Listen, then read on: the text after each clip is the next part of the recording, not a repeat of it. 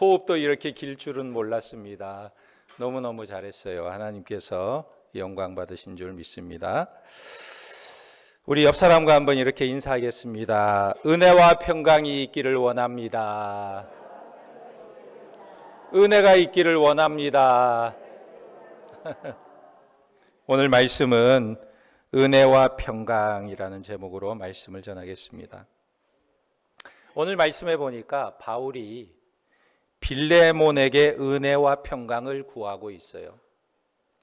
이 은혜와 평강은 기독교의 아주 중요한 핵심 요소 중에 하나입니다. 왜냐하면 우리는 은혜가 없으면 살 수 없는 존재들이기 때문에 그렇습니다. 뉴욕에 미키 크로스라는 사람이 있었어요. 이분은 뉴욕 암흑가의 보스였습니다. 살인, 강도, 음란, 방화, 이 사람의 죄목이 한두 가지가 아니에요. 온갖 죄를 다 지은 사람이었습니다. 그는 육체가 원하는 것은 원 없이 다 했던 사람이에요. 그런데 문제가 있습니다. 그게 뭐냐면 자기 하고 싶은 대로 다 했지만 그의 마음에는 평강이 없었어요. 그는 밤에 잠을 잘 때에는 늘 방문을 몇 겹씩 겹겹으로 잠그고 잠을 잡니다. 그리고 베개 밑에는 항상 권총을 숨겨두고 자요. 왜냐하면 자기 부하들도 믿을 수가 없거든요. 언제 자기를 해칠지 모르니까 항상 머리 밑에 총을 두고 자는 것입니다. 인생을 살면서 원하는 것은 다 해보았지만 그러나 자기 홀로 있는 시간에는 괴로워서 눈물을 흘리며 매일 밤을 지새우곤 했습니다. 그러던 어느 날 그가 자기 죄의 공소시효가 6년 정도 남았는데 그 시간이 끝나는 날, 공소시효가 끝나는 날 경찰서에 가서 자수를 하게 됩니다. 자수를 했는데 그만 큰 실수를 하고 말았어요. 알고 봤더니 자기의 공소시효가 아직도 3일이나 남아 있었던 거예요. 공소시효가 끝나는 그때 가서 자수하면서 마음의 짐이라도 좀 덜어보려고 했는데 알고 봤더니 공소시효가 3일이나 남았어요. 그래서 그 자리에서 즉각 체포가 되었습니다. 그래서 그가 법정에 서게 되었는데 법정에 섰을 때 그가 억울함을 호소할 줄 알았더니 그는 이렇게 말했어요. 뭐라고 말했냐면 참 시원합니다. 정말 후련합니다. 그동안 하루도 마음 편할 날이 없었는데 이제 2다리 쭉 뻗고 편히 잘 수 있어서 좋습니다. 이런 고백을 했다고 합니다. 아무리 힘이 있고 능력이 있어도 평강이 없으면 그것은 사는 것이 아니에요. 그래서 오늘 바울은 3절에 은혜와 평강을 구하고 있는 것입니다. 그러면 첫째로 은혜와 평강은 어디로부터 오는 것일까요? 오늘 말씀 3절에 보면 이렇게 말씀하고 있습니다. 하나님 우리 아버지와 주 예수 그리스도로부터 은혜와 평강이 너희에게 있을지어다. 하나님 우리 아버지와 주 예수 그리스도로부터라고 표현하고 있어요. 그런데 아버지라고 표현하고 있는데 이것은 가족관계를 말하고 있는 것입니다. 그러니까 은혜라는 요소는 어디에서 많이 발견될까요? 특별히 가족관계에서 나타나게 되는 것입니다. 사실 우리 가정을 살펴보면 부모가 자녀를 키울 때 언제나 은혜로 대하는 것을 보게 돼요. 부모가 아이를 낳고 아이를 뒷바라지하는 것은 그가 나중에 보답할 것을 기대하면서 뒷바라지하는 부모는 없어요. 기저귀를 갈아주고 우유를 먹일 때마다 너는 나중에 보답해야 된다 이러면서 키우는 부모가 있습니까? 없어요. 부모의 마음은 언제나 필요를 채워주고 최우선으로 돌봐주면서도 더 많이 못해준 것에 대해서 늘 미안해하는 것입니다. 이것은 정말 계산되지 않은 관계예요. 반대로 아이들도 보면 부모에 대해서 아주 은혜롭습니다. 아이들도 보면요, 자녀들도 부모의 모난 성격과 모진 성품을 다 보고 자랍니다. 그런데 만일 그 모난 성품을 다른 사람들이 본다면 아마도 사람 취급하지 않았을 거예요. 그런데 자녀들은 부모의 모난 부분을 보고도 부모로 이해하고 용납하는 것입니다. 이것을 보면 자녀들도 얼마나 부모에게 은혜로운지 몰라요. 언제나 단점을 덮어주고 부모로 귀히 여기는 것입니다. 이 세상의 어느 곳에서도 경험할 수 없는 은혜와 평강이 있는 곳이 바로 가족 공동체인 거예요. 어느 기자가 테레사 수녀에게 물었습니다. 이런 질문을 한 거예요. 세계 평화를 위해 가장 중요한 것이 무엇입니까? 물었어요. 그랬더니 이 테레사 수녀가 말하기를, 기자 양반, 당신이 빨리 집으로 돌아가서 가족을 돌보는 것이 세계 평화를 위해 가장 중요한 일입니다. 빨리 집에 가서 가정을 돌보세요. 우리 예수님은 이런 가족과의 평화와 은혜의 세계를 잘 알고 계셨습니다. 그래서 예수님은 그 어머니가 자기를 찾아왔을 때 이런 말씀을 하셨어요. 마태복음 12장 48절에 보면 말하던 사람에게 대답하여 이르되 누가 내 어머니며 내 동생들이냐 하시고 손을 내밀어 제자들을 가리켜 이르시되 나의 어머니와 나의 동생들을 보라. 누구든지 하늘에 계신 내 아버지의 뜻대로 행하는 자가 내 형제요 자매요 어머니이니라 하시더라. 우리 예수님께서 육체의 모친이 찾아왔을 때 누가 내 어머니며 누가 내 동생들이냐 물었어요. 그러면서 뭐라고 말씀하시냐면 하늘에 계신 아버지의 뜻대로 행하는 자가 내 형제요 자매요 어머니이니라 그랬습니다. 이것은 영적인 공동체도 가족관계임을 말씀하고 있는 것입니다. 교회는 아주 묘하고 독특한 공동체예요. 왜 그렇습니까? 하나님께서 우리의 아버지가 되시는 거예요. 그리고 우리는 그의 자녀들입니다. 그러니까 우리는 영적인 가족 공동체라는 거예요. 그러므로 우리 교회에는요, 은혜가 충만한 것입니다. 하나님의 은혜가 지배하는 교회가 되기를 예수님의 이름으로 축원합니다. 그리고 오늘 말씀해 보니까 은혜와 평강은 그 순서가 일정하다는 거예요. 바울은 항상 서신서를 쓰면서 은혜와 평강을 구하고 있는데 그 순서를 보면 먼저 은혜가 나오고 그 다음에 평강이 나오는 것입니다. 은혜와 평강을 구해요. 평강과 은혜를 구하는 게 아니고 은혜가 먼저 나오고 그 다음에 평강을 구하고 있습니다. 어떻게 이렇게 한결같이 은혜와 평강을 구할 수 있을까? 그 이유가 있습니다. 은혜가 있어야 평강이 있기 때문에 그렇습니다. 은혜가 지배하는 순간만큼 평강이 있는 거예요. 자기가 아무리 완벽하고 100% 잘했어도 계산하고 따지는 것은 늘 마음이 불편해요. 평강이 없어요. 그러나 은혜가 임하면 좀 부족해도 평강이 임하게 되는 것입니다. 세상이 아무리 각박해도 가정으로 가면 평강이 있는 거예요. 내 가족은 내가 아무리 실수를 해도 용서할 것을 알기에 그 마음에 평강이 있는 것입니다. 그러나 용서가 없는 곳은 결코 평강이 없습니다. 은혜가 없으면 평강이 없는 거예요. 그래서 바울은 은혜가 먼저이고 그 다음에 평강을 말하고 있는 것입니다. 그런데 은혜는 왜 주 예수 그리스도로부터 나오게 될까요? 예수님께서 우리를 용서하기 위해 십자가의 제물이 되셨습니다. 그러니까 우리 예수님께서 은혜의 실체이신 거예요.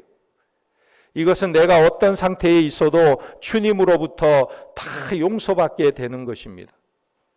여러분, 우리 주님의 보혈이 우리의 죄를 사하지 못하는 것이 있을까요? 없어요. 주님의 보혈의 피는 우리의 모든 죄와 허물을 다 깨끗이 씻어주시는 줄 믿으시기 바랍니다. 성경에 보면요, 집을 나간 탕자는 방탕한 삶과 헛된 인생을 살았습니다. 그러나 그 아버지는 이 돌아온 탕자에게 놀라운 은혜의 잔치를 예비하고 있어요. 아들이 돌아왔다고. 아버지의 재산을 가지고 가서 방탕하게 다 허비하고 돌아온 아들을 잔치를 벌여주는 것입니다. 그런데 그의 형은 어떻습니까? 이 동생이 돌아왔다고 동생에 대해서 정죄하고 받아주지 못했어요. 나는 아버지 집을 열심히 지켰는데 저 허랑방탕한 생활을 하고 돌아온 놈을 왜 잔치를 벌려주는가? 정죄했어요.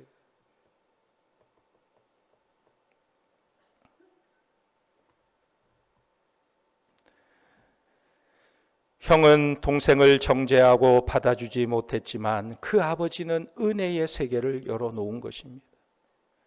또 예수님 당시에 가늠한 여인이 끌려와서 예수님 앞에 엎드리게 되었습니다. 그런데 그가 예수님께 끌려옴으로 인해서 은혜의 길이 열리게 됩니다.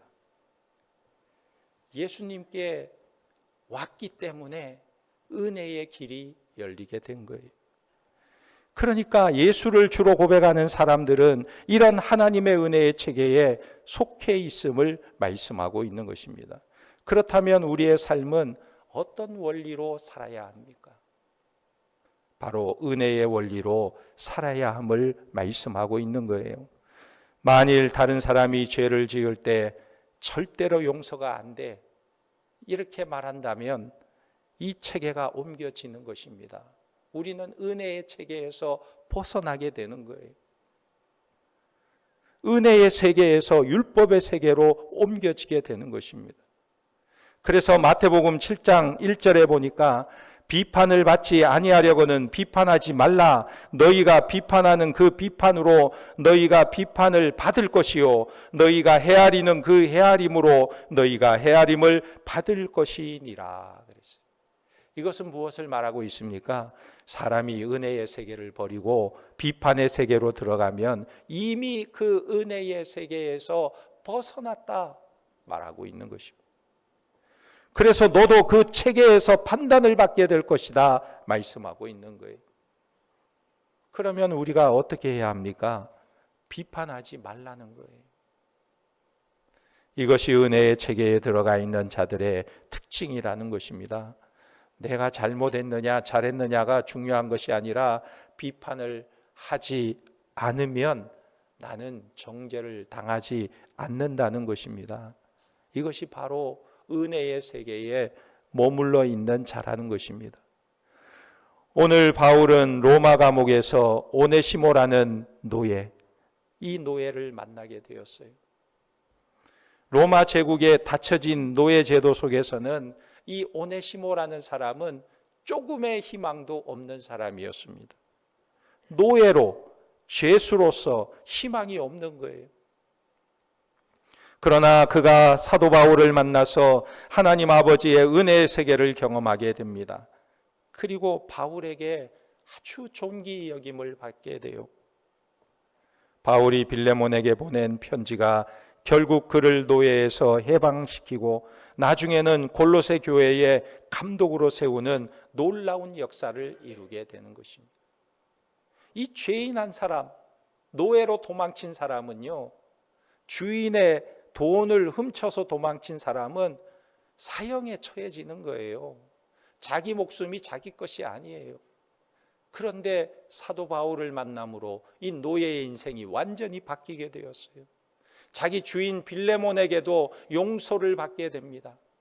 그 은혜가 얼마나 컸든지 이 오네시모는 결국은 그 지역에서 골로새 교회를 세우고 교회의 감독으로 세워지는 놀라운 역사를 경험하게 되는 것입니다.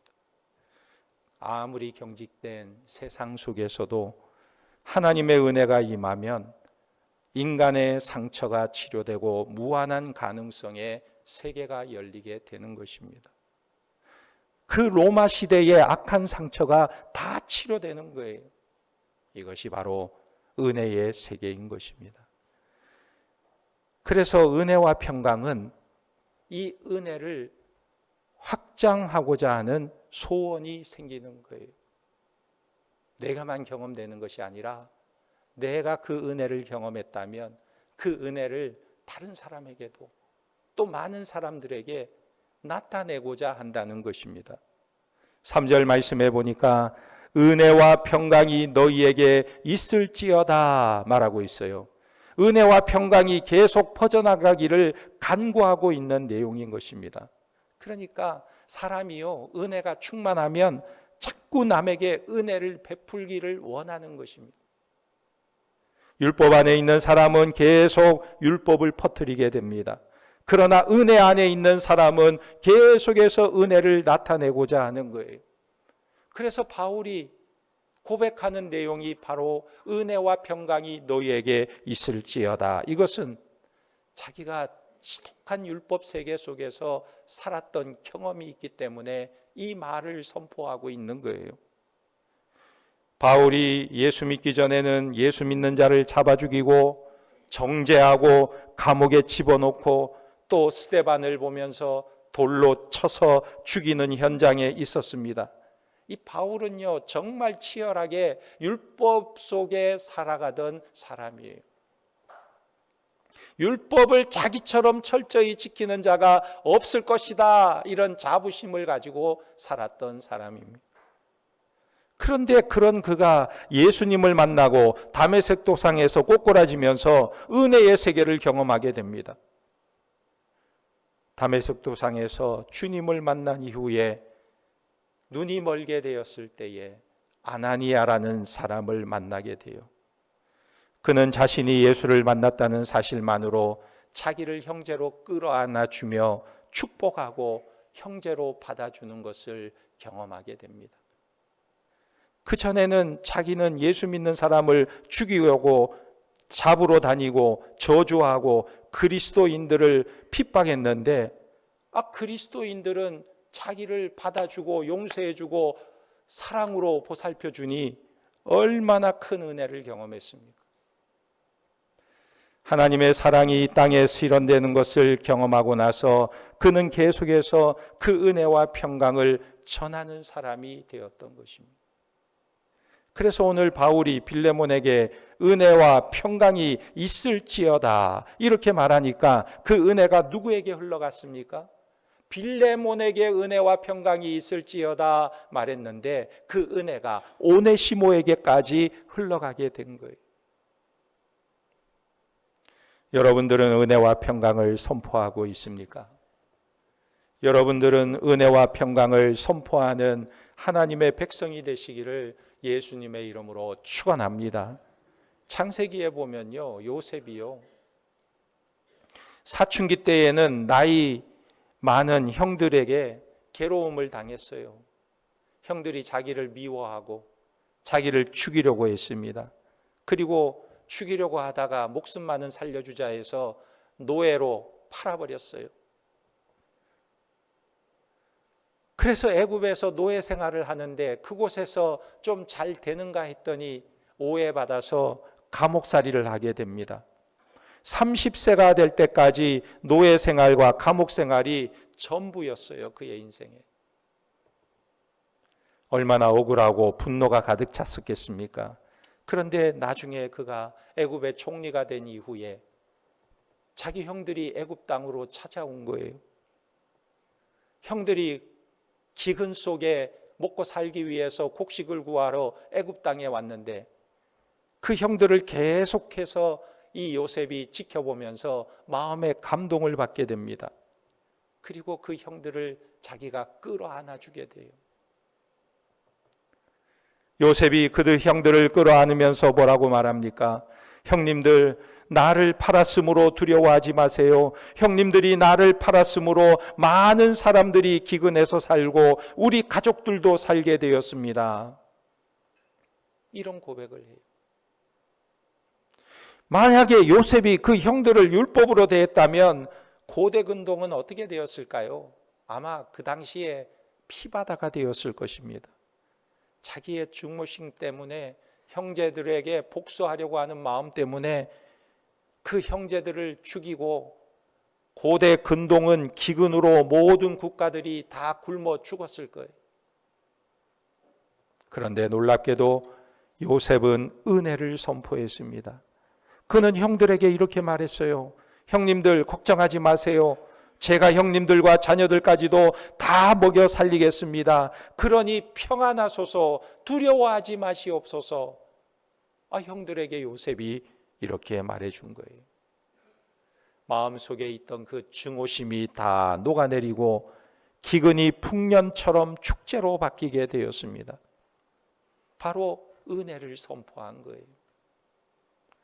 오늘 오네시모는 저주받은 노예이고 조금의 희망도 가능성도 없는 노예였습니다. 그런데 이 오네시모의 인생이 하나님의 위대한 사도가 된 것은 바로 은혜 때문이었어요. 하나님의 은혜, 사도 바울이 베풀어준 은혜, 빌레몬이 베풀어준 은혜 때문에 그가 하나님의 교회에 귀한 감독이 될 수 있었던 것입니다. 여러분, 우리의 삶의 영적 싸움은요, 은혜와 평강을 소멸하지 않는 거예요. 하나님의 은혜와 평강이 우리 가운데 언제나 함께하기를 예수님의 이름으로 축원합니다. 아멘. 기도하겠습니다. 하나님 아버지, 우리가 주의 은혜를 입었습니다. 죽을 수밖에 없는 죄인을 사랑하셔서 예수 그리스도의 보혈의 피로 정결케 하시고 하나님의 자녀 삼아 주셨습니다. 12월에 주님 오신 이 계절에 주님의 사랑과 은혜를 다시 한번 기억하며 그 은혜 가운데 거하는 백성들이 되게 도와주시고, 우리가 잠 못 이루는 밤이 있습니까? 염려와 근심이 있습니까? 갈등 때문에 아파하는 자들이 있습니까? 주님의 은혜로 다 녹여주시고 주님의 은혜가 임하면 우리의 삶에 평강이 임하는 줄 믿사오니 우리의 삶에 기쁨과 감격이 있게 하시고 하나님이 주시는 평강이 넘쳐나게 하시고 우리가 이 땅을 살아가면서 하나님의 평강이 소멸되지 않게 하시고 언제나 우리 가운데 넘치는 은혜와 우리가 삶을 평강으로 이끌어갈 수 있도록 역사하여 주시옵소서. 주님께서 우리의 삶을 인도하여 주시고 이끌어 주실 것을 믿사오며 예수님의 이름으로 기도하옵나이다. 아멘.